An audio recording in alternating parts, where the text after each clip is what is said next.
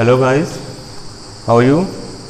आशा करता हूँ कि आप लोग अपने घर पर सुरक्षित और स्वस्थ होंगे और सावधानियाँ बरत रहे होंगे अपने घर पर।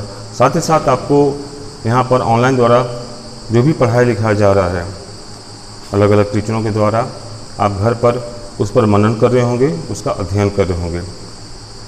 पिछली क्लास में कक्षा 9 में क्लास 9 में पार्ट्स ऑफ स्पीच के बारे में बताया गया था कि there are 8 parts of speech, namely उनके नाम हैं इस प्रकार से: noun, pronoun, adjective, verb, adverb, preposition, conjunction, interjection.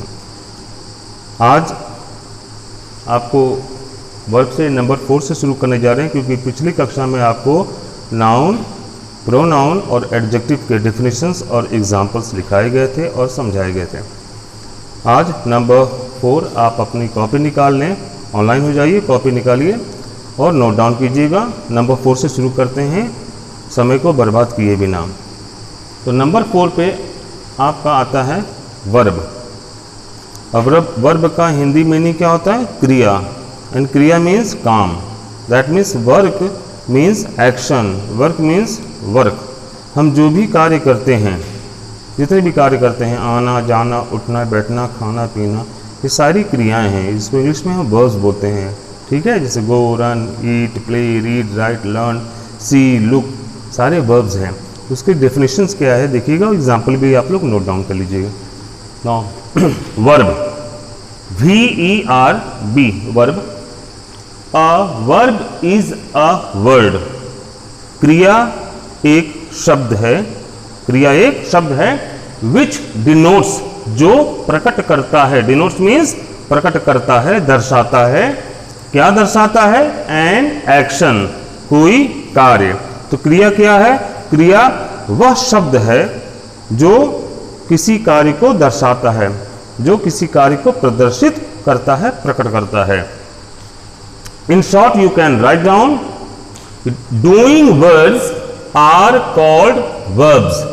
Doing words मतलब कार्य प्रकट करने वाले शब्द आर कॉल्ड, कहे जाते हैं, वर्ब्स, क्रियाएं।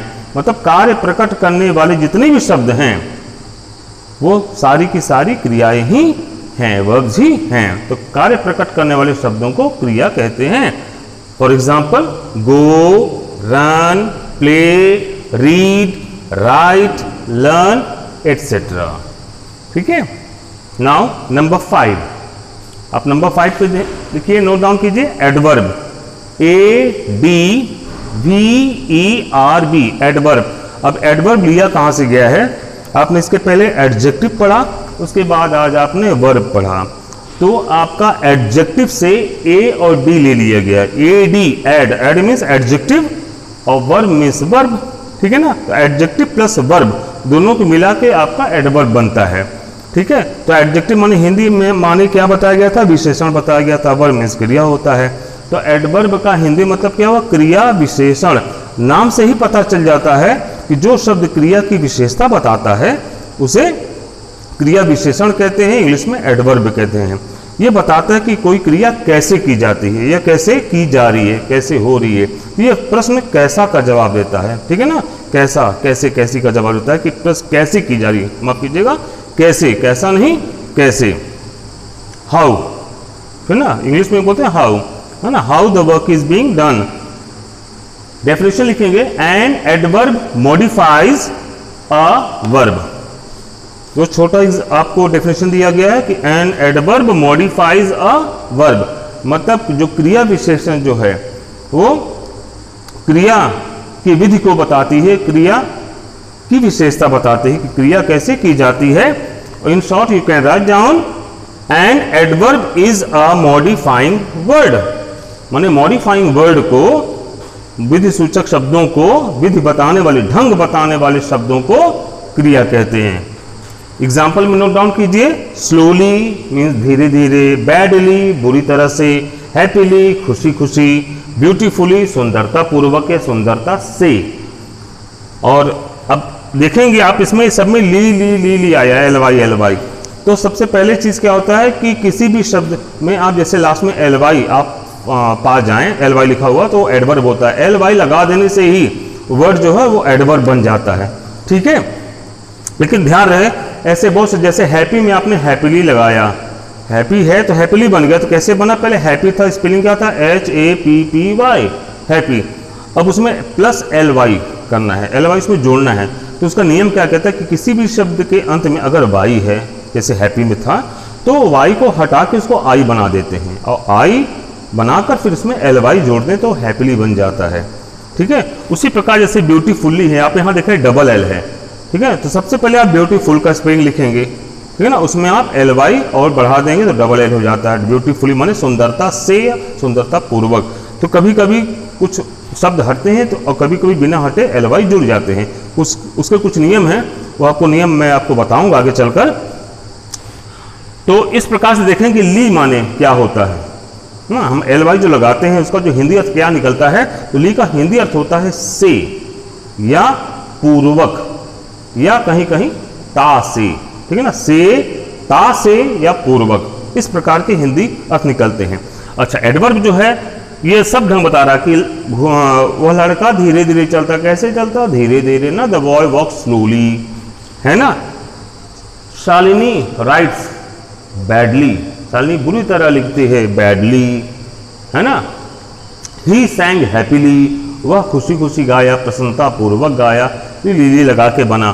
तो ये ढंग बता रहा क्रिया का, तो क्रिया का ही ढंग नहीं बताता, इसके अलावा यह एडवर्ब जो है ये स्थान भी बताता है कि काम कहाँ हो रहा है, जैसे हियर और देयर है आपका। इसके अलावा और भी बहुत सारे शब्द हैं। यह समय भी हमें बताता है, जैसे टुडे मीन्स आज, टुमारो मीन्स आने वाला कल, etcetera. Now we go to then number 6, preposition. Preposition जिसका हिंदी अर्थ है संबंध सूचक शब्द, ठीक है, संबंध सूचक शब्द, यह संबंध बताता है, ठीक है, दो नाउन या दो प्रोनाउन के बीच में क्या संबंध है, ठीक है ना। माने एक तरफ एक नाउन है, वाक्य में आपको जो सेंटेंस रहेगा उसमें एक नाउन या प्रोनाउन सब्जेक्ट के स्थान पर रहेगा शुरू में, ठीक है ना, और एक आगे चलकर कहीं बीच में या लास्ट में रहेगा एक नाउन या प्रोनाउन। तो दोनों नाउन या प्रोनाउन का आपस में क्या संबंध है ये बताता है। कुल मिलाकर छोटे में कहें यह स्थान बताता है कि कोई चीज़ कहाँ है, कोई चीज़ कहाँ है। तो देखिएगा, आप डेफिनेशन लिखिएगा इसका। A preposition is a word. Preposition वह शब्द है प्लेस्ड जो रखा जाता है बिफोर अ नाउन और प्रोनाउन, किसी संज्ञा या सर्वनाम से पूर्व, किसी संज्ञा या सर्वनाम से पहले। तो प्रेपोजिशन जो होता है ये किसी संज्ञा या सर्वनाम, नाउन या प्रोनाउन से पहले आता है।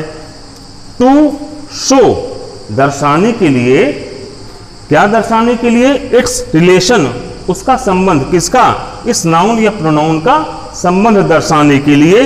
किसके साथ संबंध दर्शाना है, विथ अनदर नाउन और प्रोनाउन ना, किसी दूसरे नाउन या प्रोनाउन के साथ, यूज्ड इन द सेंटेंस जो वाक्य में प्रयोग किए गए हैं।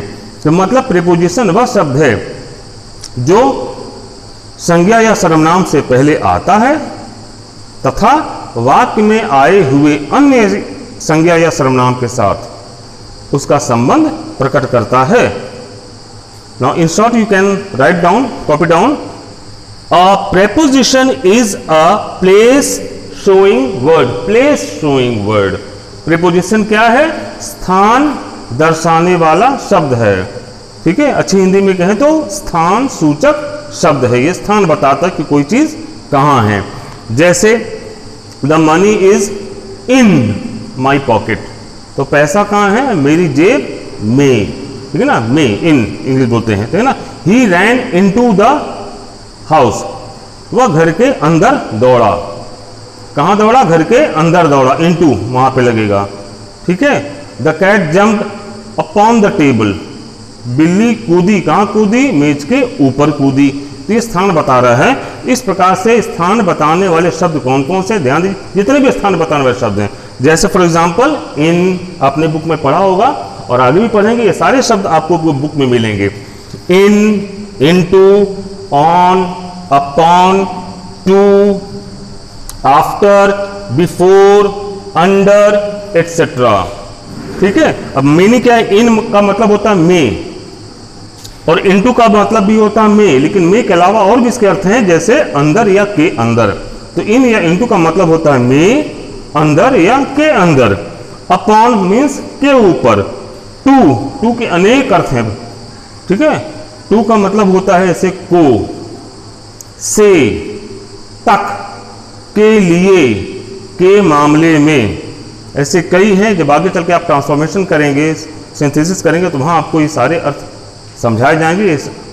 इन अर्थों के रूप में ये मिलेंगे। ये आफ्टर का मतलब के पीछे, बिफोर का मतलब के आगे या से आगे, अंडर मतलब के नीचे, एक्सेट्रा इत्यादि।